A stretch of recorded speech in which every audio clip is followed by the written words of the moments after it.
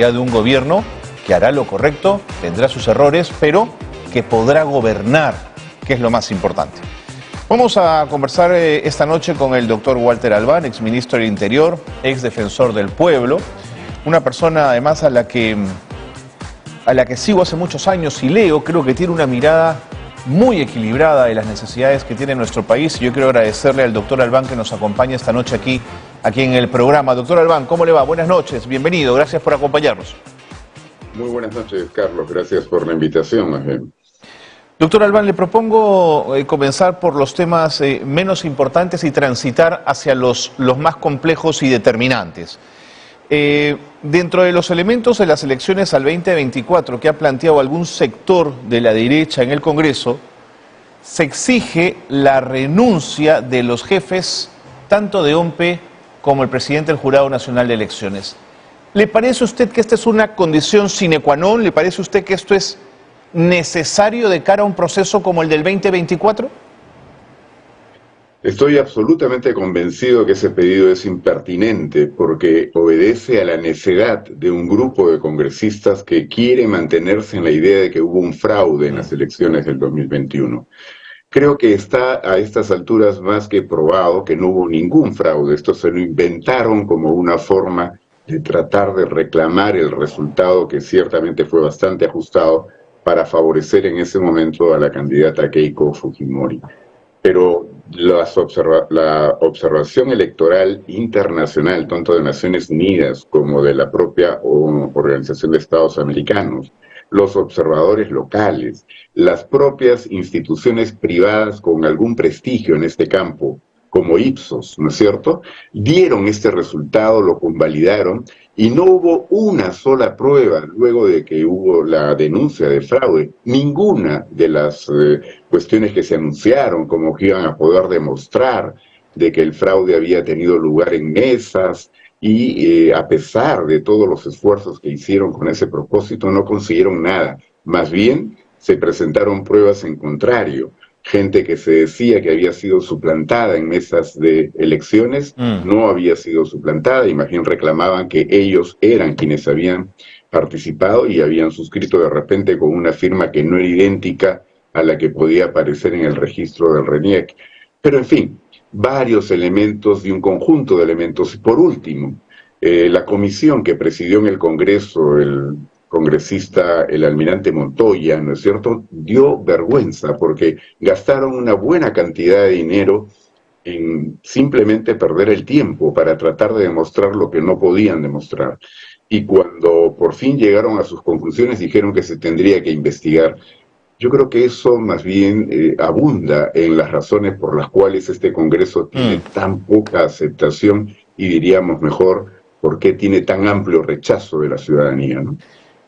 Y en ese sentido, ¿intuye usted por qué sostener una narrativa que como tal, como usted lo ha mencionado, está ampliamente demostrada que no es correcta, que es una falsedad, que es una invención?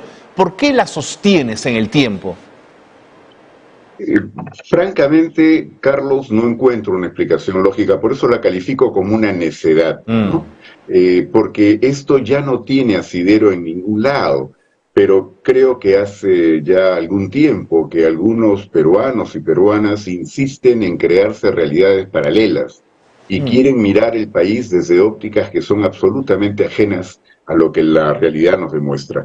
Creo, por tanto, que sería bueno que como parte de la mejora de la política nacional, ¿no es cierto?, tengamos mucho más cuidado en ver qué organizaciones son las que participan y a quienes los electores les dan su confianza, porque francamente el elenco, en su gran mayoría, que hasta el momento hemos conocido, no son gente que hubiera merecido jamás llegar, no digo al Congreso de la República, llegar ni siquiera a puestos de importancia en cualquier otra institución. Ahora entendemos un poco por qué el problema que vive el país es tan complejo y tan profundo.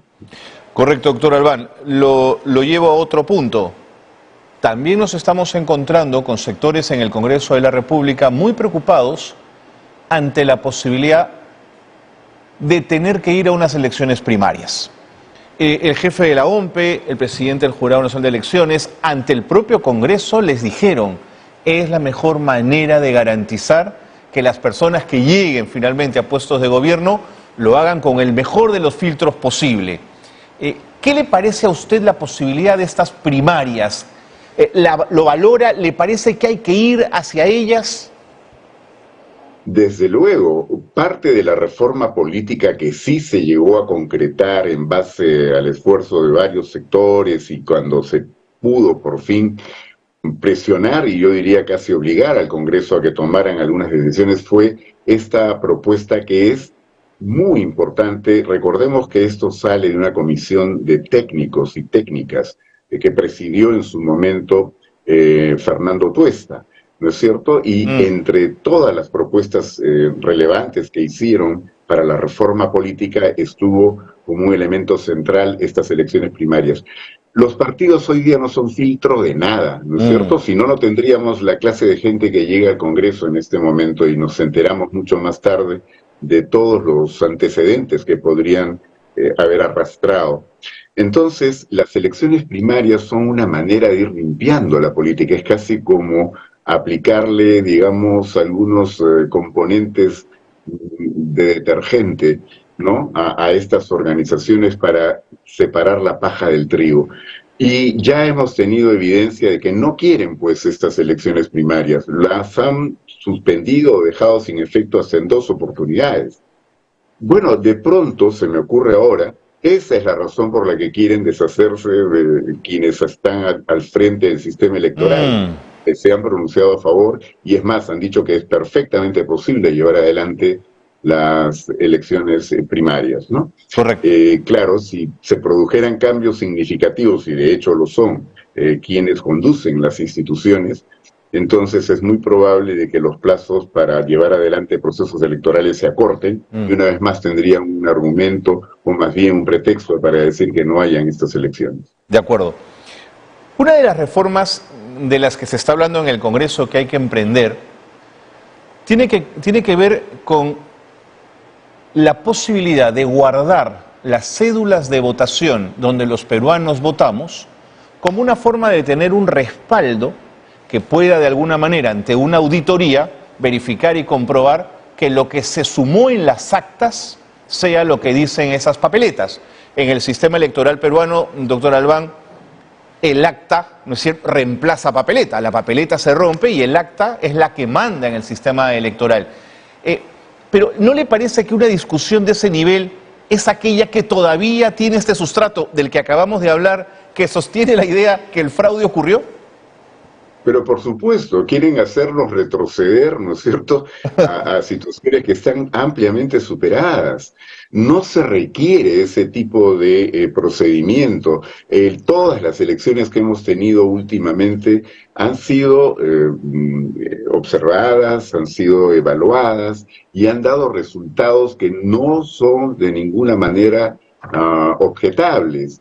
Y esto además porque el sistema electoral peruano se maneja de una forma en la cual nadie tiene el control absoluto de nada. Claro. El propio Jurado Nacional de Elecciones actúa como una instancia jurisdiccional de último nivel, o sea, mejor dicho, es quienes en definitiva resuelven cualquier tipo de controversia, pero los jurados especiales que se configuran a propósito de cada elección son, digamos, las plazas ahí están cubiertas por gente que no depende del Jurado Nacional y que tiene una propia decisión, y esto en todo el país.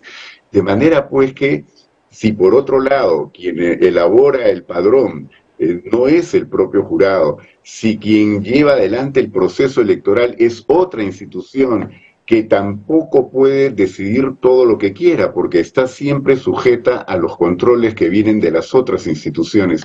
Todo esto es lo que le da garantía a los procesos y lo que ha hecho que en la práctica haya sido imposible que se pueda hablar de un fraude. Pero claro, todo lo que pueda dilatar, todo lo que pueda crear problemas al sistema electoral, creo que ahora lo estoy entendiendo mejor. Claro. No es algo que puede permitir que los plazos no se cumplan o que se encuentren pretextos para decir que esto se tiene que prolongar todavía más. Creo que por eso hay que seguir vigilantes, porque este Congreso no ha terminado de entender que si tienen que irse, no está en discusión. O sea, que tienen que irse antes del 2026 no está en discusión. Lo que probablemente tengan que evaluar es cómo quieren irse. Correcto. Y creo que se deberían ir sin hacerle tanto más daño al país como el que ya le han producido, ¿no? Sí. Si en los últimos 25 años en tal caso ha habido algún fraude electoral, ese fue el del Fujimorato en el año 2000, que no nos cabe la menor duda que se intentó vulnerar la decisión de los electores. Doctor Albán, temas de fondo. Bicameralidad. ¿Debe el Congreso discutir, este Congreso discutir a fondo esta posibilidad de volver a la bicameralidad? Y se lo pregunto recordando además que hay un referéndum donde el 90 y pico de peruanos dijo que no quería bicameralidad, pero lo pongo sobre la mesa para su análisis. A ver, yo creo que hay varios asuntos importantes que abordar para una reforma constitucional. Uno de ellos, sin duda, sería la bicameralidad. Pero creo que estamos ante un escenario en el cual, mientras este Congreso haga lo mínimo indispensable, es lo mejor. Okay. No pretendan, como algunos creo que en este momento están planteando, ir a una cantidad enorme de reformas. No, eso nos colocaría en otro tipo de debate, y lo que me temo es que eso más bien puede cumplir la finalidad que algunos persiguen, de decir cambiémoslo todo para no cambiar nada, ¿no?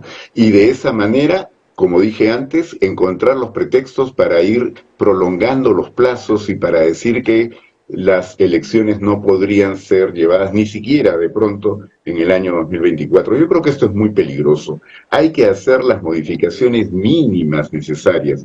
No se requiere grandes cambios. Creo que hay que dejar para otro momento aquellas modificaciones que tienen que ser debatidas o esclarecidas en varios aspectos, como por ejemplo estaría, en mi opinión, en la cuestión de la bicameralidad.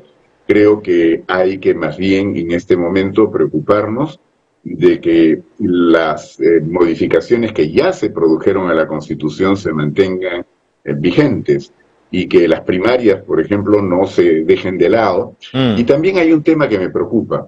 Después de mucho esfuerzo, el año 2020 se modificó la Constitución para que ningún condenado, ¿no es cierto?, pueda, condenado en primera instancia, dice literalmente ahora la Constitución, pueda postular a elecciones populares o a cargos de elección popular. ¿Y qué ha pasado? Han comenzado a surgir primero algunas interpretaciones de que, como ahí dice, sobre aquel sobre quien recae una condena en primera instancia, dicen, entonces, mientras recae sí, pero cuando ya no recae, o sea, cuando ya cumplió la condena y fue rehabilitado, sí puede presentarse. Claro. Eso es una interpretación, a mi juicio, equivocada. Pero cuando habían argumentos para discutir, y esto nos libraba, por ejemplo, de gente como candidatos como el señor Curi, que ya quería volver en las elecciones pasadas a gobierno regional, o como el propio Cerrón, o como, en fin, cada uno de los que tiene, y Antauro Humala, por supuesto, cada uno de los que tienen esta situación no deberían poder postular de nuevo. Pero me preocupa que hace poco el Tribunal Constitucional ha dado una interpretación en el sentido de que sería inconstitucional que quien ya fue rehabilitado no pueda postular. Francamente me parece una interpretación bastante discutible y creo que muy negativa para el país. En consecuencia, sí me parecería interesante que se discuta de una vez, porque lo que queda claro es que la modificación del 2020 decía para el que recaiga una condena en primera instancia. Quiere decir que dejaba abierta la posibilidad de que podría ser que en una segunda instancia la condena se revoque, pero bastaba la condena en primera instancia para que no pueda postular. Una interpretación literal llevaría a pensar, ya, si lo condenaron en segunda instancia, entonces no hay problema, puede postular igual. Eso es absurdo, ¿no es verdad? De acuerdo. Y por tanto, creo que es equivocada, como repito, la interpretación que ha hecho el Tribunal Constitucional. Pero dado que ya se produjo esa interpretación, pues entonces, ¿por qué no de una vez ir a cerrar esto? Y no de manera general, a todo aquel condenado por delito doloso. De acuerdo. Doctor Albán, me queda un minuto, una última pregunta. Entendiendo sus argumentos de pedirle al Congreso reformas mínimas para ir a ese 2024, sí creo que es necesario desandar alguna de las reformas. Por ejemplo, el tema del voto de confianza. No podemos tener un Ejecutivo saludable con un Congreso donde evidentemente hay un desequilibrio de poderes a partir de la acción del Congreso en relación al tema de la cuestión de confianza. ¿No cree usted que eso también habría que corregirlo? Por supuesto, Carlos, pero confío en que este Congreso lo va a hacer. Yo creo que lo podría hacer peor. Ok, de acuerdo. Fácilmente va a corregir para enmendar lo que estuvo mal hecho. Han buscado que el Tribunal Constitucional los prácticamente los ampare, corrobore claro, todas estas decisiones. Y creo que sería un enorme riesgo darle la oportunidad a este Congreso de que se ponga a discutir ese tipo de cuestiones. Muy bien. Doctor Albán, siempre es un gusto conversar con usted. Anímese a venir un día a Rimanchik para conversar largo y tendido aquí en el programa. Muchísimas gracias, como siempre. Todo gusto, Carlos. Gracias. Hasta la próxima. Walter Albán, ex ministro del Interior y ex defensor del pueblo, además director de Proética, nos daba algunos alcances relacionados al tema